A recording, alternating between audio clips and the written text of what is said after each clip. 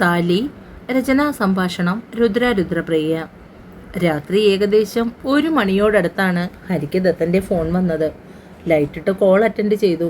എന്താടാ ഈ നേരത്ത്? വെപ്രാളത്തോടെ ചോദിച്ചു പോയി ഹരി. ദേവേട്ടൻ്റെ മരണശേഷം അസമയത്തുണ്ടാകുന്ന ഓരോ കോളുകളും ഹരിക്ക് ഭയമാണ്. നീ പെട്ടെന്ന് ദേവഗിരി ഹോസ്പിറ്റലിലേക്ക് വാ. ദത്തൻ അത്രയേ പറഞ്ഞുള്ളൂ. എടാ, നീ കാര്യം എന്താണെന്ന് പറയാൻ, ടെൻഷൻ അടുപ്പിക്കാതെ. ഹരി, നീ ഒന്ന് പെട്ടെന്ന് വരാൻ നോക്ക്. അത്രയും പറഞ്ഞുകൊണ്ട് ദത്തൻ കോൾ കട്ടാക്കി. എന്തോ മനസ്സിനൊരു സമാധാനവും ഇല്ലായിരുന്നു ഹരിക്ക്. ഡ്രൈവ് ചെയ്ത് പോകാനും വയ്യ. അവന് പെട്ടെന്ന് സിദ്ധുവിനെയാണ് ഓർമ്മ വന്നത്. സിദ്ധുവിനെ തന്നെ വിളിക്കാൻ തീരുമാനിച്ചു ഹരി. ഹരിയുടെ കോൾ വന്നതും രമ്യയെ നെഞ്ചിൽ നിന്ന് മാറ്റിക്കിടത്തി ഫോൺ കയ്യെത്തി എടുത്തു. ഹലോ ഹരി, എന്താടാ ഈ നേരത്ത്? സിദ്ധുവേട്ടാ, ദത്തൻ ഇപ്പോൾ എന്നെ വിളിച്ചിട്ടുണ്ടായിരുന്നു. ദേവഗിരി ഹോസ്പിറ്റലിലേക്ക് ചെല്ലാൻ പറഞ്ഞു. അവൻ്റെ ശബ്ദത്തിൽ പതർച്ചയായിരുന്നു. എനിക്ക് ആകെ ടെൻഷൻ. എന്താണെന്ന് അവൻ പറഞ്ഞതുമില്ല. ദേവേട്ടൻ്റെ മരണശേഷം എനിക്കിപ്പോൾ എന്ത് കേട്ടാലും പേടിയാണ്. എൻ്റെ ഹരി, നീ ഇങ്ങനെ വെപ്രാളപ്പെടാതെ. ഞാനിപ്പോൾ അങ്ങോട്ട് വരാം. അമ്മയോടും അമ്മാവനോടും മറ്റൊന്നും പറഞ്ഞില്ല. അത്യാവശ്യമായി പുറത്തു പോയിട്ട് വരാം എന്ന് മാത്രം പറഞ്ഞു. രമ്യയെ വിളിച്ചുണർത്തി കാര്യം പറഞ്ഞതിന് ശേഷം സിദ്ധു കാറും എടുത്തുകൊണ്ട് നേരെ ഹരിയുടെ വീട്ടിൽ പോയി. അവനെയും വിളിച്ചുകൊണ്ട് ദേവഗിരി ഹോസ്പിറ്റലിലെത്തി. കാഷ്വാലിറ്റിയുടെ മുന്നിൽ നിൽക്കുന്ന ദത്തനെയും അമ്മയെയും കണ്ടപ്പോൾ ഹരിക്ക് ആകെ പരവേശമായി. എന്താടാ, എന്തു പറ്റി? നീ എന്താ ഇവിടെ? ആർക്കെങ്കിലും എന്തെങ്കിലും കുഴപ്പമുണ്ടോ? എൻ്റെ ദത്ത, നീ വാ തുറന്ന് പറയ്. എന്നെ ഇങ്ങനെ ടെൻഷൻ അടുപ്പിക്കാതെ. ദത്തൻ പെട്ടെന്ന് ഹരിയുടെ തോളിലേക്ക് ചാഞ്ഞു. പോയടാ, ഞങ്ങളുടെ കുഞ്ഞു പോയി. ഏങ്ങി കരഞ്ഞു അവൻ. എൻ്റെ അമ്മൂന് അബോഷനായി. ഒരു കുഴപ്പവുമില്ലായിരുന്നു. സന്തോഷത്തോടെ ഉറങ്ങാൻ കിടന്നവളാണ്. രാത്രിയിൽ വയറ് വേദനിക്കുന്നു എന്ന് പറഞ്ഞ് ഒരേ കരച്ചിൽ. പെട്ടെന്ന് ഇവിടെ കൊണ്ടുവന്നു. അപ്പോഴേക്കും ബ്ലീഡിംഗ് ആയി. എല്ലാം കഴിഞ്ഞു. ഹരി ദത്തനെ അടർത്തി മാറ്റി. ഇപ്പോൾ സെഡേഷൻ കൊടുത്തിരിക്കുകയാണ്. ഒരേ ബഹളമായിരുന്നു. മയക്കം വിട്ട് ഉണർന്നപ്പോൾ എന്തൊക്കെയോ പിച്ചും പേയും പറയുന്നു. ആരെയും അടുത്തേക്ക് അടുപ്പിക്കുന്നില്ല. എന്നെയും അമ്മയെയും ഒക്കെ തള്ളി മാറ്റുന്നു. ദേവേട്ട എന്ന് മാത്രമാണ് ഒരേ പല്ലവി. ഹരി ഞെട്ടിത്തറഞ്ഞു നിന്നു ദേവൻ പറയുന്നതൊക്കെ കേട്ട്. കയ്യിൽ കിട്ടുന്നതൊക്കെ വലിച്ചെറിയുന്നു. ഡോക്ടർ വന്ന് നോക്കിയിട്ട് പറഞ്ഞത്, ചിലർക്ക് പെട്ടെന്ന് ഇക്കാര്യം ഉൾക്കൊള്ളാൻ കഴിയാതെ വരും. അവരുടെ ഉപബോധ മനസ്സ് കാണിക്കുന്ന വെപ്രാളമാണിതൊക്കെയെന്ന്. 1-2 ദിവസം കഴിയുമ്പോൾ നോർമലായിക്കൊള്ളും. അതിനുവേണ്ട കൗൺസിലിങ്ങും കൂടി കൊടുത്താൽ മതി. തൽക്കാലം ആരും അടുത്തേക്ക് ചെല്ലണ്ട, ഉറങ്ങട്ടെ എന്ന് പറഞ്ഞ് ഇഞ്ചക്ഷൻ കൊടുത്തിരിക്കുന്നു. എനിക്കറിയില്ല എന്ത് ചെയ്യണമെന്ന്. അതാണ് ഞാൻ നിന്നെ വിളിച്ചത്. എടാ, എനിക്ക് അവളെ ഒന്ന് കാണാൻ പറ്റുമോ? ഹരി സങ്കടത്തോടെ ചോദിച്ചു. റൂമിലേക്ക് മാറ്റിയില്ല.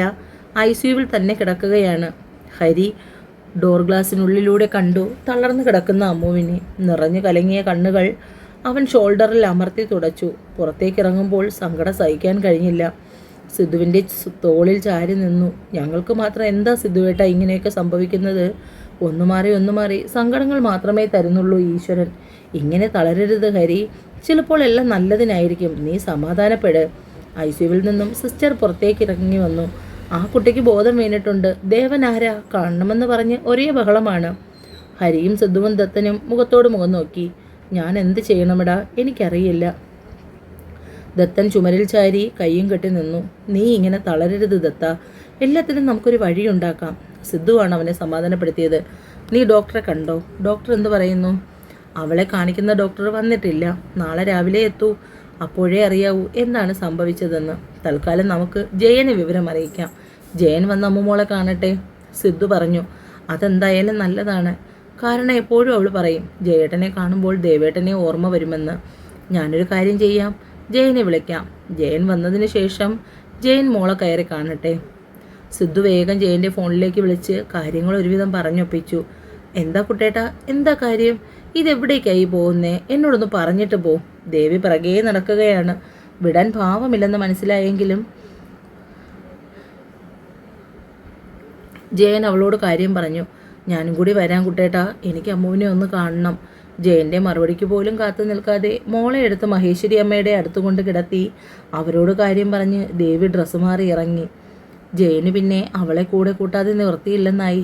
ഹോസ്പിറ്റലിലെത്തി 2 പേരും കൂടി ICUവിൻ്റെ മുന്നിലെത്തുമ്പോൾ കണ്ടു എല്ലാം തകർന്നവനെ പോലെ നിൽക്കുന്ന ദത്തനെ. താനിങ്ങനെ സങ്കടപ്പെടാതെടോ ദത്ത. നിങ്ങൾ 2 പേരും ചെറുപ്പമല്ലേ? ഇനിയും കുട്ടികളുണ്ടാകും. എന്തെങ്കിലും കുഴപ്പമുണ്ടായിരിക്കും. അല്ലെങ്കിൽ ഇങ്ങനെ സംഭവിക്കില്ലല്ലോ. താൻ വേണ്ട അമ്മുവിനെ സമാധാനപ്പെടുത്താൻ ഞാൻ എന്തായാലും അവളെ ഒന്ന് കാണട്ടെ. ജയൻ ഡോർ തുറന്ന് അകത്തേക്ക് കയറുമ്പോൾ ബാക്കിയുള്ളവർ പുറത്ത് ഗ്ലാസ്സിലൂടെ നോക്കി നിന്നു. ജയൻ അകത്തേക്ക് കയറുമ്പോൾ കണ്ടു താമര തണ്ടുപോലെ വാടിക്കിടക്കുന്ന അമ്മുവിനെ. ജയൻ അടുത്ത് ചെന്നിരുന്ന് അവളുടെ നിറകയിൽ പതിയെ തലോടി. അമ്മു മോളെ. അടഞ്ഞ കൺപീലികൾക്കിടയിലൂടെ കൃഷ്ണമണികൾ ചലിക്കുന്നത് ജയൻ കണ്ടു. അമ്മു. ഏട്ടാ. ദേവേട്ടാ. കണ്ണ് തുറന്ന് ജയനെ നോക്കി. എന്താ അമ്മു മോളെ, നിനക്ക് വയ്യേ? അമ്മു എഴുന്നേറ്റ് അവൻ്റെ മാറിൽ പതുങ്ങി. ജയൻ അവളെ വാത്സല്യത്തോടെ നിറകിൽ തലോടി. എല്ലാവരും കൂടി എൻ്റെ കുഞ്ഞിനെ കൊല്ലാൻ കൂട്ടുനിന്നു ദേവേട്ടാ. മോൾ അങ്ങനെയൊന്നും പറയരുത്. ഇത് കേൾക്കുമ്പോൾ ദത്തന് എന്തുമാത്രം സങ്കടമാവും. ദത്തനോ? അതാരാ? ജയൻ അത് കേട്ട് നടുങ്ങി. പേടിക്കണ്ട, പെട്ടെന്നൊന്നും ഉൾക്കൊള്ളാൻ ആ കുട്ടിയുടെ മനസ്സ് പാകമായിട്ടില്ല. അതുകൊണ്ടാണ്. നല്ലവണ്ണം ഒന്ന് ഉറങ്ങി എഴുന്നേൽക്കുമ്പോൾ എല്ലാം ശരിയാകും. ഒരുപാട് സംസാരിപ്പിക്കേണ്ട. ഡ്യൂട്ടിയിലുണ്ടായിരുന്ന ഡോക്ടർ ജയനോട് പറഞ്ഞു. മോൾ ഉറങ്ങിക്കോ, ഏട്ടൻ ഇവിടെ ഇരിക്കാം. ദേവേട്ടൻ ഒരിടത്തും പോകരുതേ, എൻ്റെ കൂടെ വേണം. ഇല്ലടാ, ഏട്ടൻ ഒരിടത്തും പോകില്ല. ജയൻ്റെ കയ്യും ചേർത്ത് പിടിച്ചുകൊണ്ട് അമ്മ ഉറക്കത്തിലേക്ക് വീണു. ഡോക്ടർ, എന്താ അവളുടെ സ്വഭാവത്തിൽ പെട്ടെന്ന് ഇങ്ങനെയൊരു ചേഞ്ച്? അബോർഷൻ സംഭവിക്കാൻ പ്രത്യേകിച്ച് എന്തെങ്കിലും കാരണമുണ്ടോ? ആകാംക്ഷ അടക്കാനാകാതെ ദത്തൻ ചോദിച്ചു. കഴിഞ്ഞ തവണ വന്നപ്പോഴേ ഞാൻ തന്നോട് സൂചിപ്പിച്ചതല്ലേ ദത്ത, പേഷ്യൻറ്റിന് അബോർഷൻസിൻ്റെ സാധ്യത കൂടുതലാണെന്ന്, റെസ്റ്റ് എടുക്കണമെന്ന്. സ്പോട്ടി ആയിട്ടുള്ള ബ്ലീഡിങ്, പെയിൻ, ഇതെല്ലാം ആ കുട്ടിക്കുണ്ടായിരുന്നു. സ്കാനിങ്ങിൽ കുഞ്ഞിന് ഹാർട്ട് ബീറ്റ് ആയിട്ടില്ലായിരുന്നു. അപ്പോഴേ പറഞ്ഞതല്ലേ പ്രതീക്ഷ വേണ്ടെന്ന്. ബട്ട് ഡോക്ടർ, ഞങ്ങൾ ഒരുപാട് ആഗ്രഹിച്ചിരുന്നു. പറയുമ്പോൾ ദത്തൻ്റെ ഒച്ചയിടറി. അതാണ് കാരണം. തൻ്റെ വൈഫ് ആ കുട്ടിയെ ഒരുപാട് പ്രതീക്ഷിച്ചു. അതുകൊണ്ടാണിപ്പോൾ മിസ്കാരേജ് അക്സെപ്റ്റ് ചെയ്യാൻ അയാളുടെ മനസ്സ് സമ്മതിക്കാത്തത്. ചുരുക്കം ചില കേസുകളിൽ ഇങ്ങനെ സംഭവിക്കാറുണ്ട്. തൻ്റെ വൈഫിൻ്റെ കാര്യത്തിൽ സംഭവിച്ചിരിക്കുന്നത് അതാണ്. ഈ ഒരു മിസ്കാരേജ് ആ കുട്ടിക്ക് ഉൾക്കൊള്ളാൻ കഴിയുന്നില്ല. തൻ്റെ കുഞ്ഞു നഷ്ടപ്പെട്ടു പോയി എന്ന് ഉൾക്കൊള്ളാൻ അയാളുടെ മനസ്സ് പാകപ്പെട്ടില്ല. അതുകൊണ്ടാണ് പേടി. തൻ്റെ കുഞ്ഞിനെ ഇല്ലാതാക്കിയെന്ന് അയാൾ വിശ്വസിക്കുന്നത്. അത് പതിയെ മാത്രമേ മാറൂ. വേറെ കുഴപ്പമില്ല. ഡിസ്ചാർജ് 2 ദിവസം കഴിഞ്ഞിട്ട് ചെയ്യാം. അതിനിടയിൽ നമുക്ക് 1-2 കൗൺസിലിംഗ് കൂടി നടത്താം. ഗർഭിണിയാണെന്ന് അറിയുമ്പോൾ തന്നെ അവർ മനസ്സുകൊണ്ട് അമ്മയായി തീരും. തൻ്റെ കുഞ്ഞിന് വേണ്ടിയുള്ള സ്വപ്നങ്ങൾ അവർ കണ്ടു തുടങ്ങും. കുഞ്ഞെങ്ങനെ ഇരിക്കും എന്നുപോലും ഒരമ്മയുടെ മനസ്സിൽ സങ്കല്പങ്ങൾ ഉണ്ടാകും. പെട്ടെന്ന് ആ കുഞ്ഞിനെ നഷ്ടപ്പെടുമ്പോൾ അത് ഉൾക്കൊള്ളാൻ അവർക്ക് കഴിയില്ല. ചിലർ ഓവർകം ചെയ്തു വരും, മറ്റു ചിലർക്ക് സമയമെടുക്കും. ഇവിടെ തൻ്റെ അമ്മുവിന് ഉൾക്കൊള്ളാൻ കഴിയുന്നില്ല. അതുകൊണ്ട് സങ്കടപ്പെടാതെ അയാളെ കാര്യങ്ങൾ പറഞ്ഞ് മനസ്സിലാക്കാൻ ശ്രമിക്കൂ. 2 ദിവസത്തെ കൗൺസിലിങ്ങിന് ശേഷമാണ് അമ്മുവിനെ റൂമിലേക്ക് മാറ്റിയത്. അതുവരെ ആരെയും കാണാൻ അവൾ അനുവദിച്ചില്ല. അമ്മുവിനെ രാവിലെ റൂമിലേക്ക് മാറ്റുമ്പോൾ ഭവാനിയമ്മയും ദേവിയും രമ്യയും എല്ലാം ഹോസ്പിറ്റലിലുണ്ടായിരുന്നു. ഭവാനിയമ്മ എന്തൊക്കെയോ അവളോട് ചോദിക്കുന്നുണ്ടായിരുന്നു. പക്ഷേ ഒന്നിനും അമ്മു മറുപടി പറഞ്ഞില്ല. അവളുടെ നിസ്സംഗഭാവം ഭവാനിയമ്മയെ ഒരുപാട് വിഷമപ്പെടുത്തി. എല്ലാവരെയും അവൾ കണ്ണുകൾ കൊണ്ടൊഴിഞ്ഞു. എന്നാൽ ദേവിയെ കണ്ട ഉടനെ തന്നെ അമ്മു കരഞ്ഞുകൊണ്ട് കണ്ണുകൾ ഇറുക്കിയടച്ചു. ദേവി അമ്മുവിൻ്റെ അടുത്തിരുന്ന് നെറുകിൽ തലോടി ചുണ്ടു ചേർത്തു. ഏട്ടത്തി, എൻ്റെ കുഞ്ഞു പോയി. ഞാൻ ഒരുപാട് ആഗ്രഹിച്ചതല്ലേ എൻ്റെ വാവയെ. എന്നിട്ടും പറഞ്ഞുകൊണ്ട് അവൾ ദേവിയുടെ തോളിൽ മുഖമിട്ടുരസി. അമ്മു, ഇങ്ങനെ കരയല്ലേ മോളെ.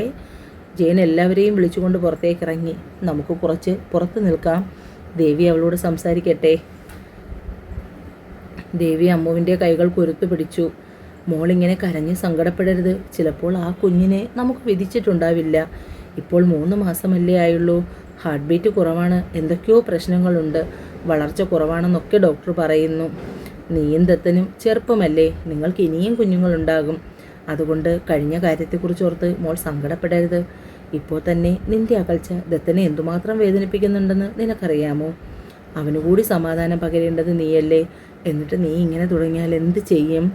വളരെ സങ്കടത്തോടു കൂടി ദേവി അവളെ കാര്യങ്ങൾ പറഞ്ഞ് മനസ്സിലാക്കാൻ ശ്രമിച്ചു. നിനക്ക് ഏട്ടത്തിയുടെ കാര്യം അറിയില്ലേ? സ്നേഹിച്ച് കൊതി തീർന്നിട്ടില്ലായിരുന്നു എൻ്റെ ദേവേട്ടനെയും മോനെയും. എന്നിട്ട് എൻ്റെ കൺമുന്നിൽ നിന്നും പറിച്ചെടുത്തപ്പോൾ ഞാൻ എല്ലാം സഹിച്ചില്ലേ? നമ്മുടെ ജീവിതത്തിൽ എന്ത് സംഭവിക്കുന്നു? അതെല്ലാം നേരത്തെ തന്നെ ഈശ്വരൻ എഴുതിയതാണ്. അതുകൊണ്ട് ദത്തനെ മോൾ സങ്കടപ്പെടുത്തരുത്. കുറച്ച് ദിവസം കൊണ്ട് നിൻ്റെ വിഷമം എല്ലാവരെയും ബാധിച്ചിട്ടുണ്ട്. നമ്മൾ കാരണം മറ്റുള്ളവർ വിഷമിക്കുന്നു എന്ന് കാണുമ്പോൾ അവർക്ക് വേണ്ടി ചിരിക്കാൻ പഠിക്കണം.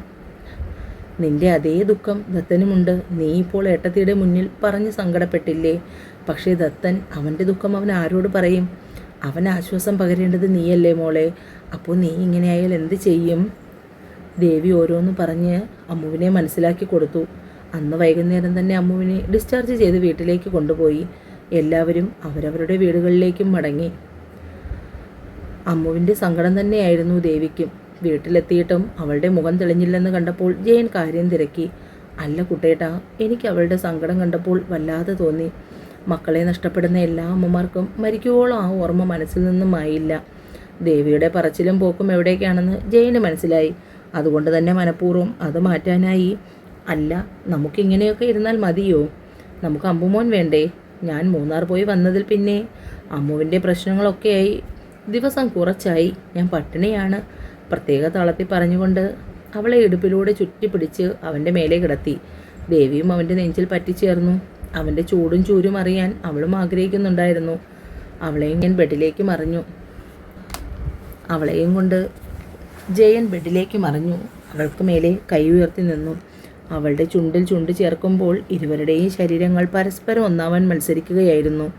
പുറത്തേക്ക് ഒരിച്ചൊരിയുന്ന മഴയിൽ പരസ്പരം ഇഴുകിച്ചേരുകയായിരുന്നു കുട്ടനും അവൻ്റെ ദേവിയും. വാടിത്തളർന്ന് അവൻ്റെ മാറിൽ പറ്റിച്ചേർന്ന് വീഴുമ്പോൾ സംതൃപ്തിയുടെ നിറഞ്ഞ പുഞ്ചിരിയായിരുന്നു അവളുടെ ചുണ്ടിൽ. പതിവ് ചോദ്യം ഒരിക്കൽ കൂടി ചോദിക്കാൻ ജയൻ മറന്നില്ല. ഇഷ്ടമായോ? അതിന് മറുപടി പറയാതെ മുഖം കുനിച്ച പെണ്ണിനെ എടുത്ത് നെഞ്ചിൽ കയറ്റി കിടത്തി. പറ ദേവിയെ, അറിയണ്ടേടി നിനക്ക് ഇഷ്ടമായോ എന്ന്. പോയേ കുട്ടേട്ടാ. അതെന്താ പെണ്ണെ, എന്നോടല്ലേ പറയ്. ഇഷ്ടമായോ? ഒരുപാട് ഇഷ്ടമായി. അത്രയും പറഞ്ഞ് അവൻ്റെ കഴുത്തിലിടുക്കിലേക്ക് അവൾ മുഖം ഒളിപ്പിച്ചു. തുടരും.